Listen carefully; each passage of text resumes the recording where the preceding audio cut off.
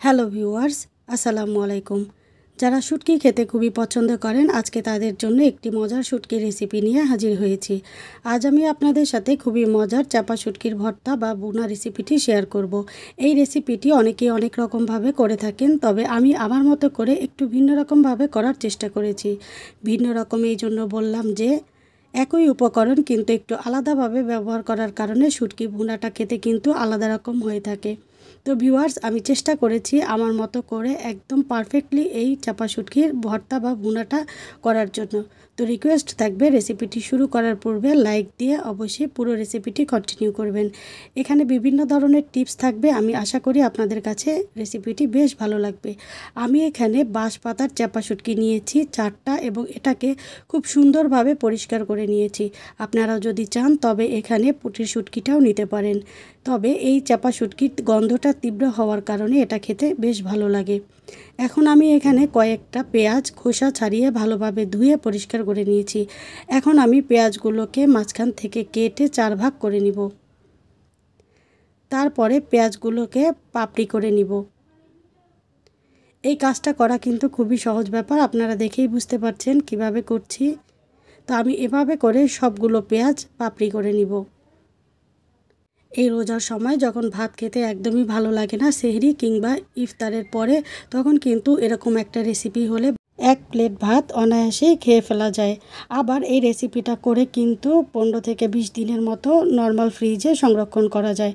যখন হাতে খুব বেশি কাজ থাকবে তখন কিন্তু এটা ফ্রিজ থেকে বের করে আপনারা খেয়ে নিতে পারবেন। তো আমি সবগুলো পেঁয়াজ এভাবে পাপড়ি করে নিয়েছি। এখন চলে যাচ্ছি মূল রান্নায়। চুলায় একটা প্যানে আমি তেল দিয়ে ভালোভাবে গরম করে নিয়েছি। এখন আমি এখানে 2টো বড় সাইজের রসুন কেটে নিয়েছি। এখানে দেখেন রসুনটা কিন্তু আমি একটু মোটা মোটা করে কেটেছি। এখন রসুনটাকে আমি 2 মিনিটের মতো ভেজে নিব। যখন রসুন থেকে খুব সুন্দর একটা অ্যারোমা বের হবে তখন বুঝে নিব যে রসুনটা ভাজা হয়ে গিয়েছে। রসুন যখন ভাজা হয়ে যাবে তখন আমি এখানে অ্যাড করে দিব আগে থেকে ধুয়ে পরিষ্কার করে রাখা চাপা শুটকিগুলো। এখন এই চাপা শুটকিটাও আমি 2 থেকে 3 মিনিটের মতো রসুনের সাথে ভেজে নিব, যতক্ষণ পর্যন্ত না চাপা শুটকিটা একদম গলে যাচ্ছে। এবং এই সময় কিন্তু আমি বেশ কয়েকবার ভালোভাবে নেড়েচেড়ে দিয়েছি। তো কিছুক্ষণ পরেই দেখেন চাপা শুটকিটা কিন্তু একদম সুন্দর করে গলে গিয়েছে। চাইলে কিন্তু এই মুহূর্তে আপনারা কাঁটাটা ফেলে দিতে পারেন, তবে আমি ফেলছি না। শুটকিটা ভালোভাবে ভাজা হয়ে গেলে এখন আমি এখানে দিয়ে দিব 2 কাপ পেঁয়াজ বাটা। আমি পেঁয়াজটা ব্লেন্ড করে নিয়েছি, আপনারা চাইলে পাটায়ও পিষে নিতে পারেন। পেঁয়াজ দিয়ে তারপরে আমি 1 থেকে 1.5 মিনিটের মতো এটাকে ভালোভাবে কষিয়ে নিব। অবশ্যই চুলার আঁচটাকে মিডিয়াম হিটে রাখব। এখন আমি এখানে দিয়ে দিচ্ছি স্বাদ মতো লবণ, দিয়ে দিচ্ছি 1 চা চামচ হলুদের গুঁড়া। আজকের রান্নাটা একটু ঝাল ঝাল হবে, শুটকিটা একটু ঝাল খেতেই ভীষণ ভালো লাগে, তাই আমি এখানে দিচ্ছি 2 টেবিল চামচেরও বেশি মরিচের গুঁড়া। আমার মরিচের গুঁড়াটা বেশ ঝাল, তাই আমি একটু কম দিয়েছি। আপনারা চাইলে এখানে ঝালের পরিমাণটা আরও বাড়িয়ে দিতে পারেন। দিয়ে দিচ্ছি 1 চা চামচ ধনিয়ার গুঁড়া।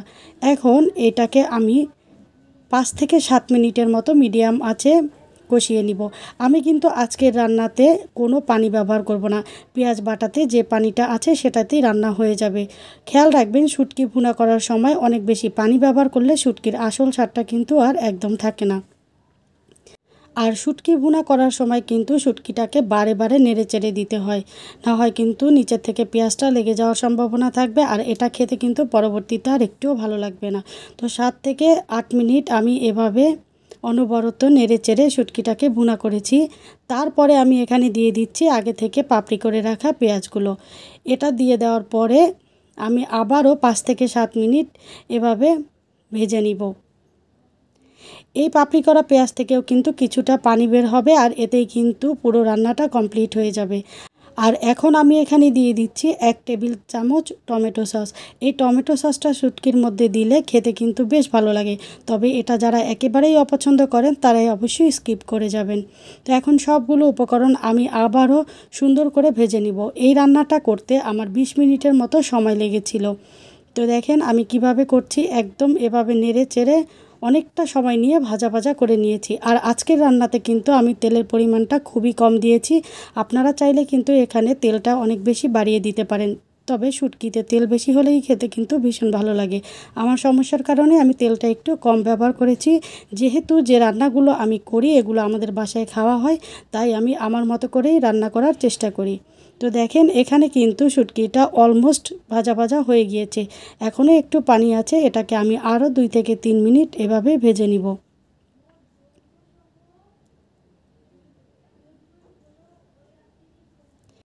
তো এখন আমি চুলাটা অফ করে দিচ্ছি। কড়াইটা যতটুকু গরম আছে তাতেই বাকিটা কাজ হয়ে যাবে, মানে শুটকিটা আরও ভাজা ভাজা হয়ে যাবে। তো এখানে কিন্তু আর শুটকিতে একটুও পানি নেই। এখন আমি এটাকে 5 থেকে 7 মিনিটের জন্য রেস্টে রেখে আপনাদের সাথে শেয়ার করছি। তো দেখেন আমি শুটকিটা পরিবেশন করে নিয়েছি। আমি কতটা কম তেলে রান্না করার পরেও এখানে কতটা তেল বের হয়েছে। তো ভিউয়ার্স, আশা করি আমার আজকের রেসিপিটি আপনাদের কাছে ভীষণ ভালো লাগবে। যদি ভালো লেগে থাকে অবশ্যই লাইক, কমেন্ট এবং শেয়ার করে দিবেন। আর নতুনরা সাবস্ক্রাইব করে পাশে থাকা বেল আইকনের অল অপশনটি সেট করে নেবেন। দেখা হবে অন্য কোনো রেসিপিতে। ভালো থাকবেন। আল্লাহ হাফেজ।